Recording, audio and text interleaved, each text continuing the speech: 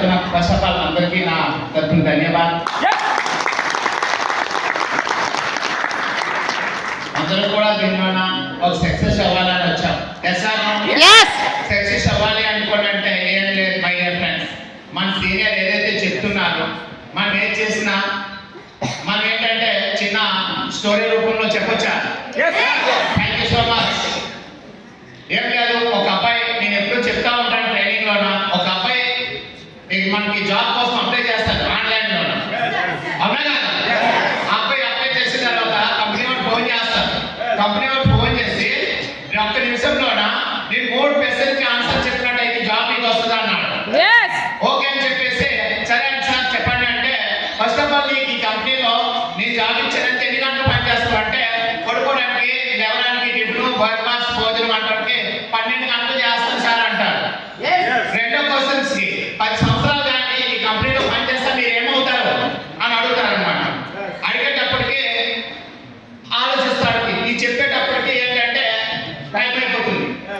ఆ అబ్బాయి ఏం చేస్తాడంటే ఆ నాన్నగారికి అడుగుతాడు, నాన్న నేను అప్లై చేశాను జాబ్కి, మరి జాబ్ నాకు వస్తుందా లేదా అంటే, ఎలా వస్తుంది ఏమడిగాడు నువ్వేం చెప్పావని అంటే, ఆ అబ్బాయి అడుగుతాడు అనమాట. ఒక నిమిషంలో నేను కోసం ఆన్సర్ అడిగారు, మరి ఈ కంపెనీలో పనిచేస్తే 10 సంవత్సరాలు పనిచేస్తే నువ్వేమవుతావని అడిగారు. అడిగితే ఏమన్నారు, నేను చెప్పేలో టైం అయిపోయింది అన్నారు. రెండో క్వశ్చన్ ఏమన్నారు, మరి ఈ కంపెనీలో కానీ జాబ్ ఇస్తే ఎన్ని గంటలు పనిచేస్తాను? 12 గంటలు పనిచేస్తాను. ఈ జాబ్ నాకు వస్తుందా రాదా అని అడిగారు. అడిగితే తండ్రి ఏమని చెప్పాడంటే, ఖచ్చితంగా ఈ జాబ్ నీకు రాదని చెప్పాడు. ఎలా ఎందుకు అనుకోనంటే, అప్పుడు అంటాడు, ఎప్పుడైతే ఈ కంపెనీలో పనిచేయడానికి నువ్వు ఎన్ని గంటలు పనిచేస్తావంటే నువ్వు అప్పుడు చెప్పవలసింది ఏంటంటే 12 గంటలు కాదు నాన్న, 24 గంటలు పనిచేస్తాను చెప్పవలసింది. అంటే 24 గంటలు నేను ఎలా పనిచేస్తాను నాన్న, పడుకోనా, టిఫిన్ చేయనా, భోజనం చేయనా అని ఆ తండ్రి ఆ పిల్లడు అడుగుతాడు మా తండ్రికి.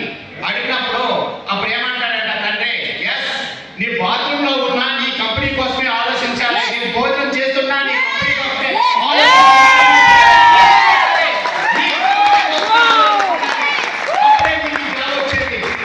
అని చెప్పేసి అంటాడు అనమాట. అలాగే మనం ఎంఎస్కి కంపేర్ చేస్తే మనం కూడా ఏదో ప్రతి ఒక్కరు సక్సెస్ అవుతాం. సక్సెస్ అవ్వాలని వచ్చాం. మన అలాంటప్పుడు మన కంపెనీ కోసం మనం ఎంత ఆలోచిస్తున్నాం, మనం పడుకున్నాం మన కంపెనీ కోసమే, మన టీం కోసం ఆలోచిస్తుండాలి. అవునా కదా? అంటే దీనిలో అందరూ కూడా సక్సెస్.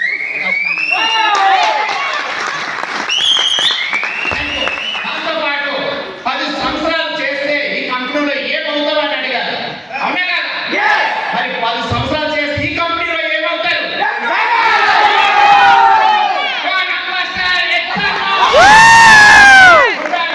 కానీ అందరూ కూడా అవుతారు. Thank you so much. ఎందుకంటే నాకు 2 నిమిషాలు టైం ఇచ్చినందుకు మీ అందరికీ కూడా